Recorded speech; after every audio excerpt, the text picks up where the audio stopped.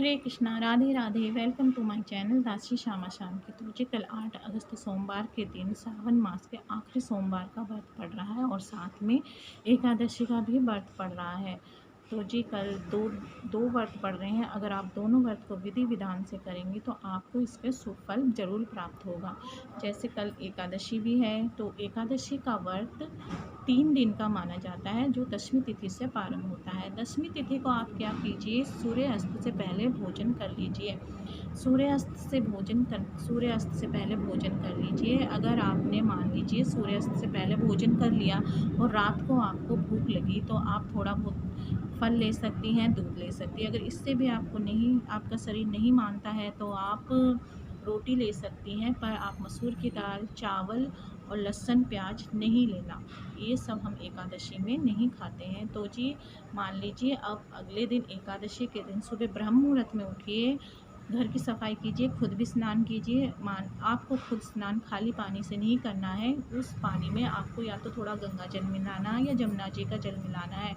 अगर गंगा जी का जल और जमुना जी का जल भी आपके पास नहीं है तो आप किसी भी पवित्र नदी का जल लाकर उसमें मिलाकर स्नान कर सकती हैं। अगर इनमें से आपके पास कुछ भी नहीं है तो आप थोड़ी सी हल्दी नहाने के पानी में मिलाकर नहा सकती हैं। तो कहते हैं कि हल्दी मिलाकर नहाने से हमें सभी पवित्र नदी के जलों के नहाने का फल प्राप्त हो जाता है।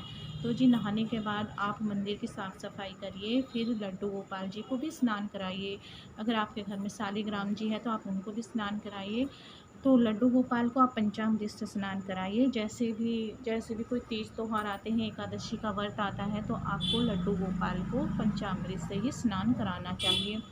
लड्डू गोपाल जी को पंचामृत से स्नान कराने के बाद आप उनको पीले वस्त्र धारण कराइए, मंदिर में पीला कपड़ा बिछाइए और खुद भी पीले वस्त्र धारण करिए।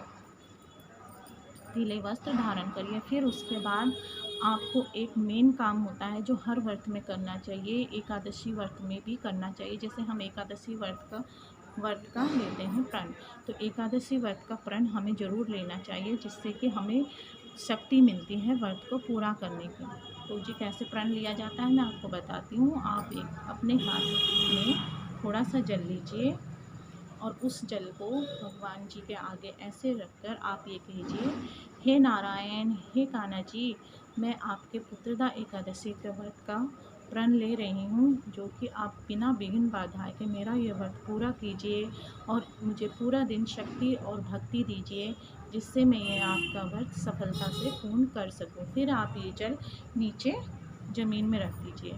प्रण अगर आपको जल से नहीं लेना तो आप हाथ में थोड़े बहुत पुष्प और चावल तो हम यूज़ नहीं करते एकादशी में, तो आपको सफ़ेद तिल या सुपारी लेकर प्रण लेना चाहिए। और जिस तरीके से मैंने आपको पहले बताया किस तरीके से करना है, प्रण लेने के बाद आप उस पुष्प और सुपारी को भगवान श्री हरि के चरणों में छोड़ दीजिए। तो जी ये ले लिया हमने प्रण। प्रण लेने के बाद हमें आरती करनी है। आरती हमें भगवान श्री हरि की करनी है, जैसे ओम जय जगदीश हरि, और माता एकादशी की भी हमें आरती करनी चाहिए। अगर आप लड्डू गोपाल जी की आरती करती है तो लड्डू गोपाल जी की भी आप आरती करिए। तो जी ये तो 2 दिन का मैंने एकादशी का व्रत बताया, और जो मेन एकादशी होती है जो होता है एकादशी का पारण। तो एकादशी के पारण हमें अगले दिन द्वादशी के दिन करना चाहिए। जैसे कि द्वादशी के दिन हमें पारण का समय होता है, अगर उस समय पर ही हमें व्रत का पारण करना चाहिए। अगर उस समय पर हमें व्रत का पारण नहीं करा तो आपके व्रत का कोई भी मतलब नहीं होता है। तो व्रत के पारण का समय है सुबह 5:47 से लेकर 10:13 तक। इस समय के बीच आपको अपना व्रत खोलना है। तो व्रत खोलने के बाद आपको मैं अब भगवान शिव जी के पूजन के बारे में बताती हूँ। तो जैसे कि हम भगवान हरि को तो तुलसी दल चढ़ाते हैं, आप भगवान शिव जी को बेल पत्र चढ़ाइए। और जी जैसे कि आप घर में भी भगवान शिव जी की पूजा कर सकती हैं। अगर घर में नहीं करते तो आप मंदिर में भी जाके कर सकती हैं। जैसे तो माना जाता है कि भगवान शिव जी और हमारे हरि जी का तो नाता ही कुछ अटूट है। वे हमेशा एक दूसरे का ही नाम जपते रहते हैं, एक दूसरे की भक्ति में लीन रहते हैं।